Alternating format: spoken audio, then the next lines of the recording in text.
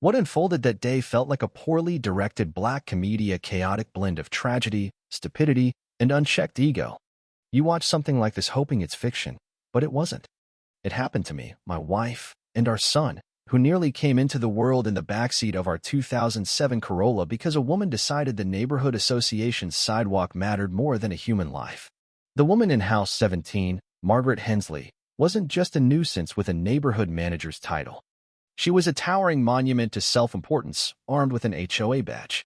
She was the type to time how long it took to trim a neighbor's tree, measure the exact distance from trash cans to the curb, and obsess over how long her porch light stayed on past 10 p.m. not out of concern for waste, but because yellow light caused visual pollution and disrupted community sleep patterns.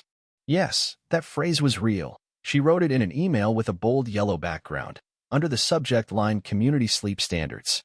My wife, Emily, was 38 weeks pregnant, her pregnancy calm and uneventful until that Sunday morning.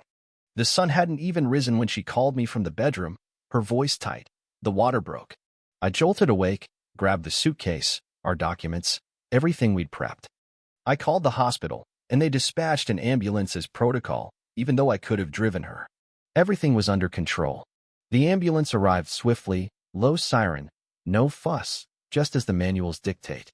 It parked at the curb in front of our house. 5 minutes, the paramedics stepped out, spoke to me calmly, and placed Emily on the stretcher. That's when things took a turn. Margaret appeared at her door, looking like she'd spotted extraterrestrials. Dressed in a beige robe, orthopedic sandals, and a floral turban, she clutched a clipboard, her face a mix of indignation and purpose. She started waving toward the ambulance. I thought it was concern, maybe curiosity, possibly even empathy. How naive. She marched to the back of the vehicle, pointed at the rear wheel, and declared, "That can't stay there. You're on the HOA's garden sidewalk." She didn't even ask what was happening.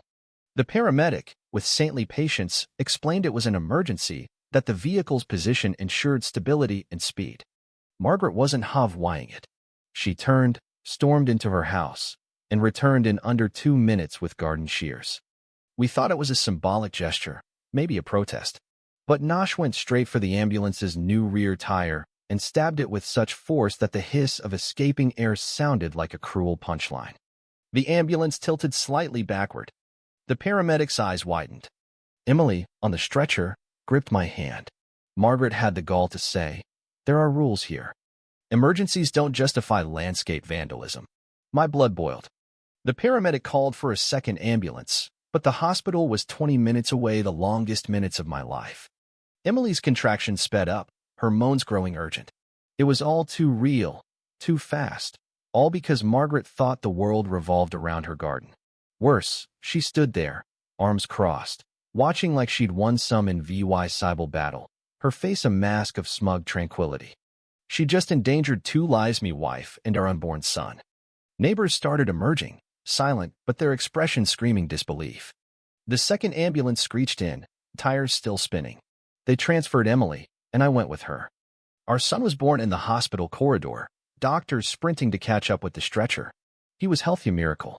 When I got home, yellow tape surrounded the deflated ambulance, a police car nearby. Margaret was gone, but the damage was done. Security cameras caught everything, her tire slashing, her speech, all of it. Video, audio, witnesses. She had no escape. The next morning, the state legal department called. Someone from the city had seen the footage. Within 24 hours, Margaret was under federal investigation for obstructing a medical emergency and sabotaging a rescue vehicle, criminal offenses. She thought she'd won a war against chaos, but now she faced a system that didn't bow to clipboards or colorful HOA flyers. The news spread faster than the ambulance could have. In 2 days, the video of Margaret slashing the tire was everywhere: WhatsApp groups, neighborhood forums, even suburban abuse watchdog pages. Her crouched figure, shears in hand, her face a mix of contempt and self-righteousness, became a meme before the police report was filed. The case exploded when a hospital nurse, horrified by the reason for the chaotic delivery, shared the video with a caption, "This baby could have died because a woman thought an ambulance ruined her sidewalk's aesthetics." The post went viral. Local papers, community radio, neighboring town blogs, everyone wanted the surreal story that was all too real. It wasn't fiction. It was proof that some people, given a sliver of power, think they can decide who lives or dies based on parking etiquette. Margaret played normalcy on Monday. She strolled the block, eco bag on her arm, oversized sunglasses like a celebrity dodging scandal. She passed our house without a glance, her neck stiff with tension. Her act crumbled when her name hit the papers. Page 4 of the city tabloid read, HOA president sabotages ambulance during birth, federal lawsuit filed. The prosecutor, a no-nonsense veteran known for swift convoy tie-ins, was assigned. They say he doesn't laugh at kids' jokes, and Margaret had endangered a newborn over a hibiscus and colored concrete.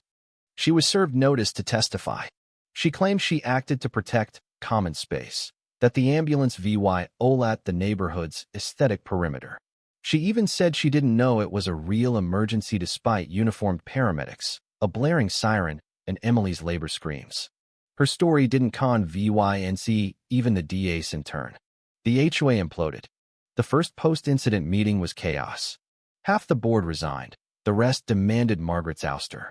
Some tried to soften it, calling it a judgment error, but the video, played on the community center's big screen, erased doubts. A former ally stood and said, "Slashing an ambulance tire? You've lost it. This place has gone mad." Margaret sat silent, staring at her lap, waiting for a non-existent escape hatch. The HOA stripped her title, blocked her access to documents and emails, and barred her from speaking for the group. She didn't stop. She distributed printed flyers titled, "The Truth Behind the Ambulance Case," claiming she was a victim of a conspiracy targeted for defending order against urban chaos. It backfired. A neighbor scrawled, "Lie the one. The ambulance wasn't a transformer," in red pen and stuffed it in her mailbox. Another yelled from a bike, "Grab the shears. Karen, the Uber's on the corner." The prosecutor vowed to make an example of her, saying no one could sabotage emergency vehicles without severe consequences. The case went federal sabotage of public health services. The file included videos, witness statements, paramedic recordings, the ambulance report, and Emily's delivery records. She was recovering, our son thriving, but every loud noise made her check the window. The trauma wasn't physical, it was the absurdity. Margaret tried one last stunt before the hearing, SOS order and compassion campaign. She printed flyers with a tacky ambulance and a broken heart graphic, pitching the incident as a poignant misunderstanding. She left them at the grocery store, newsstand, and HOA office she was banned from. The neighborhood mocked her. Notes on the flyers read, "Sorry doesn't fix tires, and compassion is letting a baby be born alive, right?" Even the quiet elderly man in House 34 said it was the best documented madness he'd seen in 40 years. New evidence piled up, including the EMS call audio reporting the delay. The hospital filed an obstruction complaint, naming Margaret. Her lawyers pushed for community service, a fine, an apology. The prosecutor refused, citing premeditated, life-threatening sabotage backed by undeniable footage now used in paramedic training. Margaret tried church, clapping loudly at a community mass she'd never attended, leaving an empty, sincere repentance envelope on the altar. The organizers shared a photo in the neighborhood chat, sparking laughter and outrage. Her home life unraveled. Her husband slept in the car after refusing to back her campaign. Her daughter, studying abroad, posted online, "Don't tie my name to my mother's actions." I'm appalled. The newsstand lady returned a flyer, saying, "This is worse than a soap opera spoiler." Margaret's blog post, claiming the legal system served public commotion, was removed for hate speech and promoting civil disobedience. On trial day, the neighborhood was quiet. Some houses had yellow ribbons, others siren stickers saying, "Here, life comes first." The courtroom was functional, filled with neighbors, not reporters. Margaret entered, hair in a shaky bun, clutching a plastic folder, her lilac suit faded, no HOA brooch. The prosecution played the video, her arguing, slashing, the tires hiss, Emily's muffled scream in the background. The prosecutor calmly outlined the lost time, the risk to our son, the deliberate sabotage. Her lawyer's stress-induced error defense crumbled against her own words. Emergency doesn't justify violating the green perimeter. The courtroom stirred with murmurs. Margaret's testimony was hollow, her remorse rehearsed, her voice steady, eyes dry. The judge returned after a brief recess and delivered the verdict: guilty of sabotaging an emergency vehicle, obstructing medical aid, and aggravated moral damage.